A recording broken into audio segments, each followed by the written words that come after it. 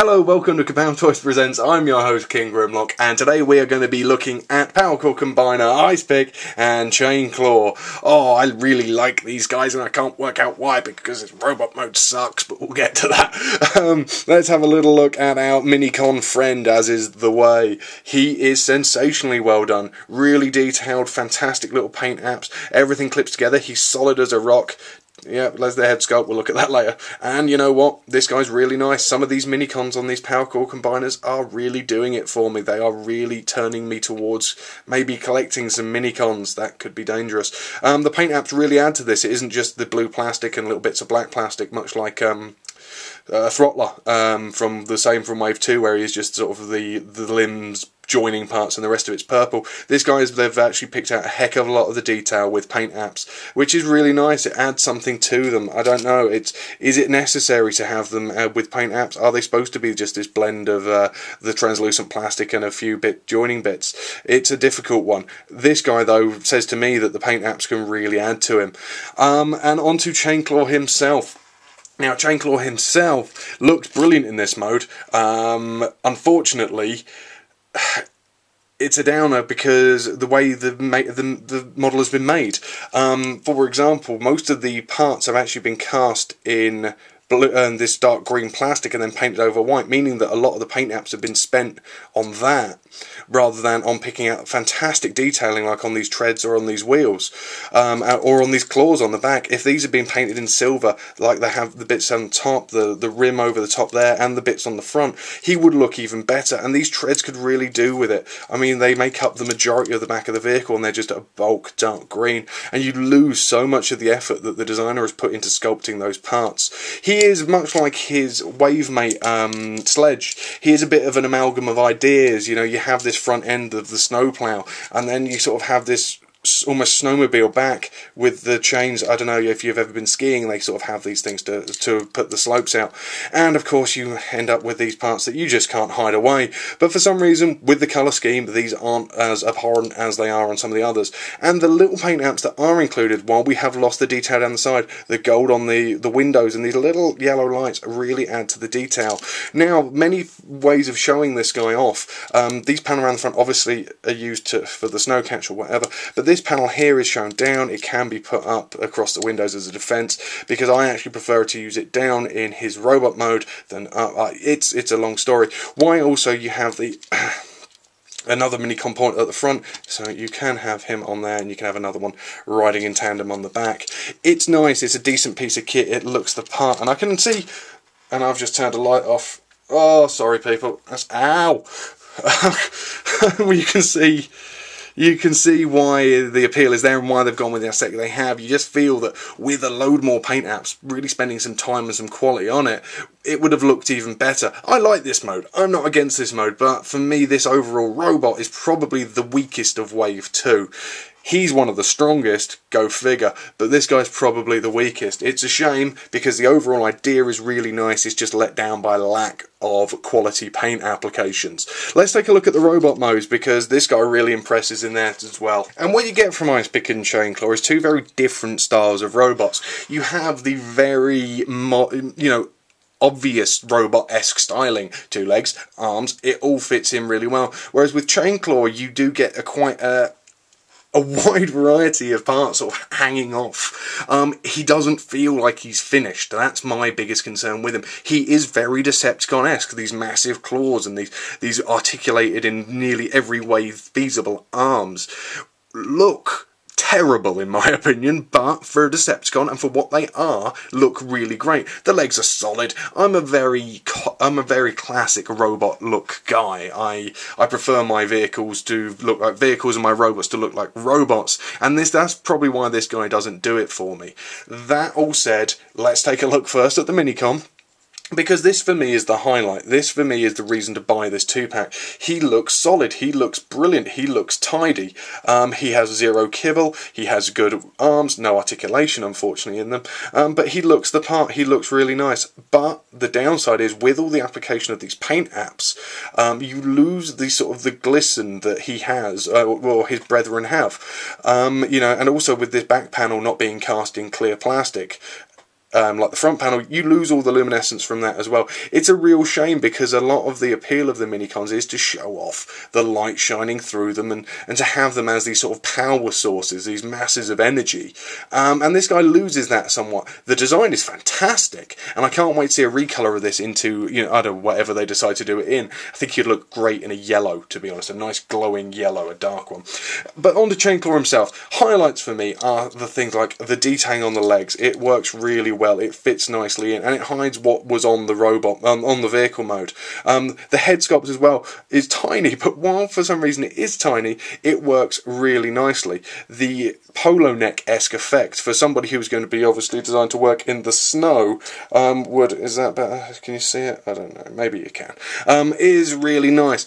Downside, I don't like these arms. I can see why people would, but they're just too spindly. The double jointed nature is lovely, but they are just too spindly. There's not enough to them. I mean, you can make him face palm, which is great, and always a highlight, but just something about it. And the fact you have these parts just hanging off, and these bloody great Powercore nods on the side, you know, they're hidden brilliantly in both modes. Why couldn't we have those just folded away, tucked away somehow? Please, Hasbro, you've almost got it right so many times, and this guy is, you know, is almost there as well. My biggest argument though is this chest area. The combiner adding tab for the Minicons just sticks out like a sore thumb. It worked okay in the vehicle mode, but here it's almost the focal point and really detracts from a nice area of the body, and you hiding these gold areas with things like that, and with this panel here.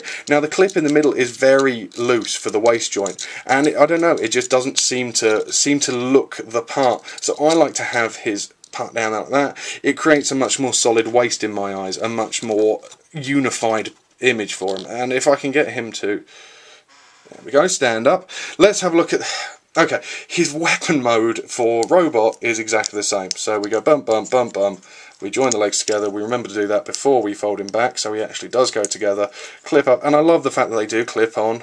That is really nice. It's solid, it makes it complete, but his only combining port for weaponry is up on his shoulder. Now, not a problem, you say, great, that's fantastic. Yeah, looks the part. It does make him severely back heavy. I couldn't let him go there, otherwise he'd have gone over. He's probably going to go over anyway, because he likes to do that occasionally. He is a little on the unstable side. The toes aren't really big enough to... Point proven, I feel. Yeah, the toes aren't really big enough to take him. You have to have him hunched forward somewhat. This guy, I've said it before, I'll say it again, Minicons aren't doing it. Minicons aren't doing 4 modes. Don't advertise them having 4 modes. This guy's already been reduced to 3, because his robot weapon and his vehicle weapon are the same. His armour mode is barely conceivable as a mode. It's a little fiddly to get into, so I do apologise if this takes a while longer. Basically, those parts... those little gaps in the leg should sort of fit the gap, yeah. It's roughly like that. And again, we go Power Master mode, and that's it. And that is all there is to it. And he just doesn't look the part. He does look like a bit of a robot slapped on the top. The colours tie in nicely. I understand, looking at it like this, why they put that panel in, because it blends in the rest of the robot. The silver is the same. I don't know, maybe more could have been done, but with such a tidy weapon system and such a tidy robot mode, you always felt like the armour might be a little bit harder to come by in, you know, a really nice tight quality piece. I just want to highlight one of my other flaws with Ice Pick around the back, is this gaping hole, and he is very bland on his back, but it is a black back of a Transformer. It's never going to be the prettiest thing in the world. But with some of the others, for example Huffer, who is so tidy all round, it's a bit of a letdown. He's a Powercore combiner, people. What do we do with Powercore combiners? We combine them. And when you combine them, you get not Chainclaw, Ice Pick. I do get these guys a little bit confused. Looking quite bulky, actually. He is really quite vast, but he suffers from many of the same problems that the Wave 2 Powercore combiners suffer from, especially this scale. He is exceptionally narrow. There is nothing there. He has no added bulk outwards, which some of the Wave 1 figures had, which is a real shame. His legs are also, while I am fiddling with them,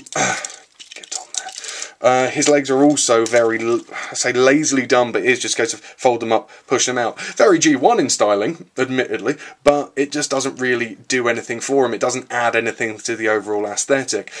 I love this shoulder design. I love this shoulder area hanging out in this massive sort of triangular area. If this groinal area, that's a bad word, it sounds bad, it's not bad a word, it sounds bad, it sounds stupid. Groinal, I mean, what a stupid groinal. It's great, actually, it sounds really groinal. Very woody word.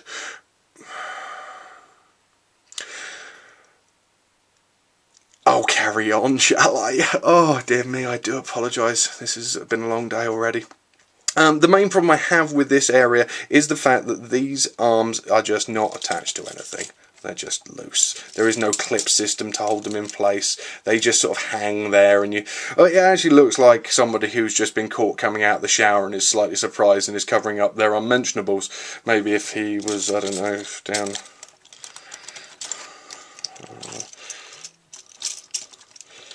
yeah, you know, something like that. But the head sculpt is superb, very Yeti-esque. I'll give it a quick rotation as well, and you can see all of the crystal sculpting, the sort of the ice sculpting, and the light piping is, needless to say, for something so crystalline, absolutely sensational. What you do then have is, when you put, if you bother to put it on, is you have the same blue in his head as you do on the Minicon, and the downside is, of course, that the Minicon doesn't really do anything. There isn't enough there to actually use the same level of light piping. But what you get with Ice Pick and Chainclaw is, why is he Chainclaw? It's a bloody rocket launcher. I don't know. It's a very difficult toy to recommend because there isn't that much good. Oh, you bugger. Oh, he's limboing now. There's not enough joints. He's not a commander. He doesn't work in this mode at all. For me, this is a complete failure of a piece. There's some nice design aesthetics. The head sculpt is beautiful, but the actual combining mode is terrible. As a robot, he's good if you like the more movie aesthetic of sort of the prehensile-esque limbs, you know, the long, dangly, narrow, big claws, pointy teeth. If you like that, then you're going to like this guy. And his vehicle mode is really nice, even if it is very much like Sledge. An amalgam of a lot of ideas into one. The reason for me, in my eyes, to get this guy is to get this guy, because this is a fantastic Minicon, and he is almost worth the admission fee alone. What you do get here is a good, solid vehicle mode, a good robot mode if you like the aesthetic, a terrible combiner mode in my eyes, I'm afraid to say, people. There's just not enough solid work going on, and a fantastic little Minicon, who, you know, realistically is the highlight of the piece, and almost on its own the highlight of the wave. Brilliant piece, average piece. I've been King Grimlock. This has been Ice Pick and the quite sensational Chainclaw. We will see you next time when he will be wearing a towel.